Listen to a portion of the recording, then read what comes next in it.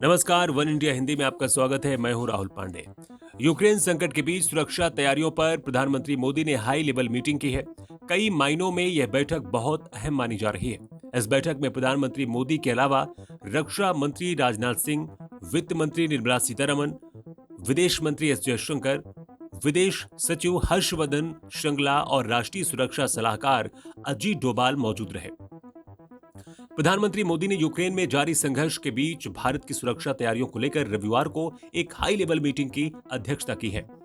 जब से रूस ने यूक्रेन पर आक्रमण शुरू किया, तब से लेकर अब तक प्रधानमंत्री मोदी ने केंद्रीय मंत्रियों और वरिष्ठ अधिकारियों के साथ कई हाई लेवल मीटिंग्स की हैं।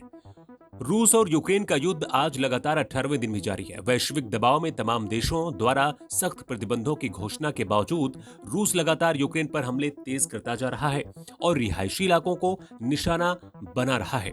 इस मीटिंग में प्रधानमंत्री मोदी को यूक्रेन के हालातों को लेकर भी अवगत कराया गया है। भारतीय नागरिकों के साथ साथ भारत के पड़ोसी देशों के कुछ नागरिकों को भी यूक्रेन से ऑपरेशन गंगा के तहत सुरक्षित निकाला गया है।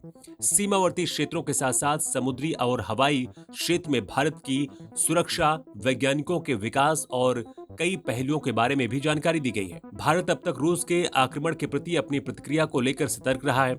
भारत संयुक्त राष्ट्र में मॉस्को के खिलाफ पारित प्रस्ताव से दूर रहा। इस बीच भारत सरकार और प्रधानमंत्री मोदी को प्रशंसा भी मिली।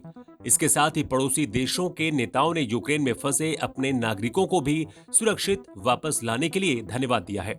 भारत ने युद्ध प्रभावित यूक्रेन में फंसे नागरिकों को वापस लाने के लिए ऑपरेशन गंगा नाम से विशाल अभियान शुरू किया।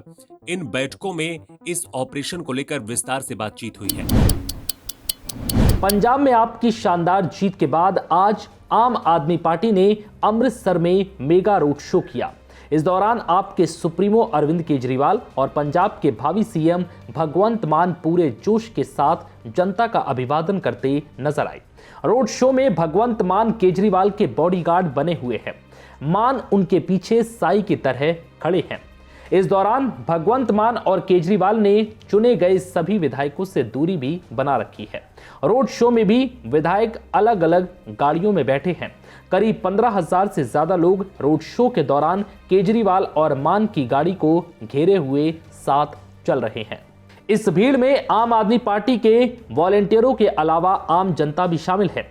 वहीं सड़कों के किनारे भी बहुत से लोग इस रोड शो को देखने में जुटे हैं। इससे पहले भगवंत मान और आपके संयोजक अरविंद केजरीवाल स्वर्ण मंदिर पहुंचे, जहां दोनों दिग्गजों ने मत्था टेका। आम आदमी पार्टी ने 117 सदस्य विधानसभा में 92 सीटें जीतकर इतिहास रचा है। इससे नेता और कार्यकर्ता काफी गदगद हैं। बता दें कि पार्टी के मुख्य संयोजक अरविंद केजरीवाल दिल्ली से यहां पहुंचने पर सीधे स्वर्ण मंदिर गए। इससे पहले मान ने हवाई अड्डे पर केजरीवाल, दिल्ली के उप मुख्यमंत्री मनीष सिसोदिया का स्वागत किया। इस दौरान राघव चड्ढा भी मौजूद रहे। केजरीवाल और भगवंत मान ने दुर्गयाना मंदिर और श्री राम तीर्थ मंदिर में भी पूजा अर्चना की। भगवंत मान और अरविंद केजरीवाल अमृतसर के जलियांवाला बाग स्मारक भी पहुंचे और वहां पुष्पांजलि अर्पित की। इस दौरान सड़क के दोनों ओर लोगों का भारी हुजूम उमड़ा। भगवंत मान 16 मार्च को नवा शहर जिले में महान स्वतंत्रता सेनानी भगत सिंह के पैतृक गांव खटकड़ कला में पंजाब के मुख्यमंत्री पद की शपथ लेंगे। उत्तर प्रदेश समेत 5 राज्यों के विधानसभा चुनाव में हुई हार के बाद और बजट सत्र के दूसरे चरण के शुरू होने से पहले आज कांग्रेस की संसदीय समिति की बैठक हुई। आपको बता दें, कांग्रेस पार्टी की रणनीति को लेकर कांग्रेस अध्यक्ष सोनिया गांधी के आवास पर यह बैठक सुबह 10 बजे हुई है। बैठक में पार्टी के वरिष्ठ नेता मल्लिकार्जुन खड़गे, आनंद शर्मा, के सुरेश, मनीष तिवारी, जयराम रमेश जैसे दिग्गज नेता हिस्सा लेने पहुंचे थे। बैठक में विपक्ष के साथ मिलकर सरकार को घेरने पर चर्चा हुई है।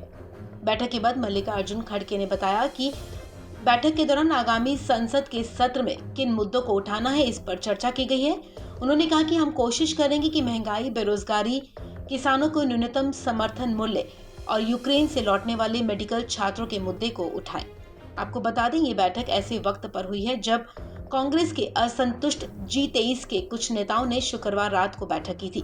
कांग्रेस के वरिष्ठ नेता गुलाम नबी आजाद के घर पर हुई इस बैठक में मनीष तिवारी और अन्य नेता शामिल हुए थे। उत्तर प्रदेश, पंजाब, गोवा और मणिपुर में कांग्रेस की हार हुई है। वहीं पंजाब में भी कांग्रेस बुरे प्रदर्शन के साथ सत्ता गंवा चुकी है। उत्तर प्रदेश में प्रियंका गांधी ने चुनाव प्रचार की कमान संभाली थी, लेकिन कांग्रेस महज 2 सीटें ही जीत पाई है। राहुल गांधी ने पूरे यूपी चुनाव में बेहद कम प्रचार किया, उसे राज्य में महज 2.4% वोट मिले हैं। यूपी की 380 सीटों पर कांग्रेस प्रत्याशियों की जमानत जब्त हो गई है। वहीं पंजाब में गुटबाजी और अंतर कलह में फंसी कांग्रेस को करारी हार झेलनी पड़ी है। आम आदमी पार्टी ने पंजाब में 92 सीटें जीतकर बड़ा धमाका किया है। कांग्रेस महज 18 सीटों पर ही सिमट गई है।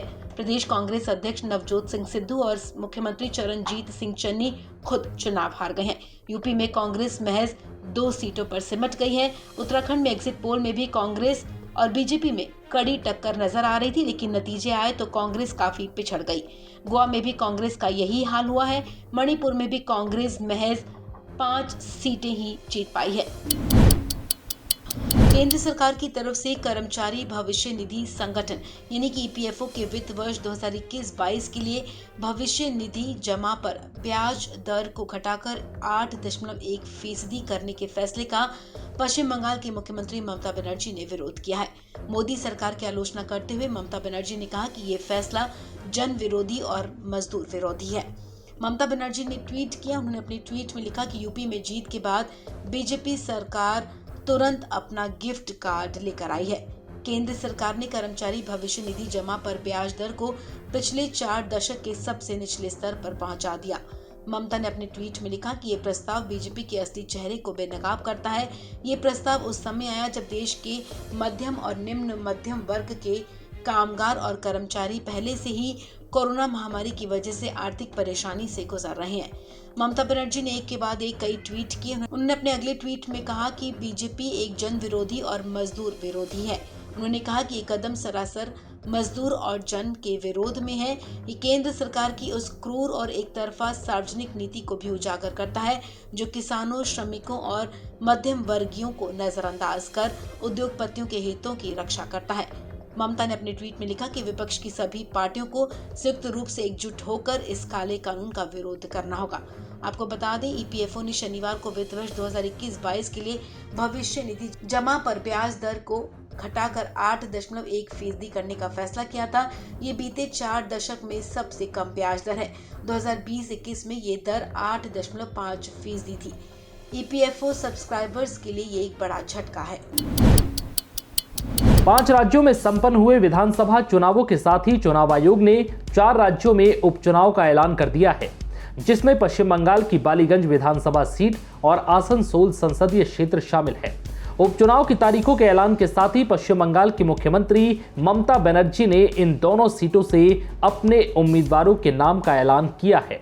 ममता बनर्जी ने आसनसोल सीट से पूर्व केंद्रीय मंत्री और प्रसिद्ध अभिनेता शत्रुघ्न सिन्हा और बालीगंज विधानसभा सीट से बाबुल सुप्रियो को टीएमसी उम्मीदवार बनाने का ऐलान किया।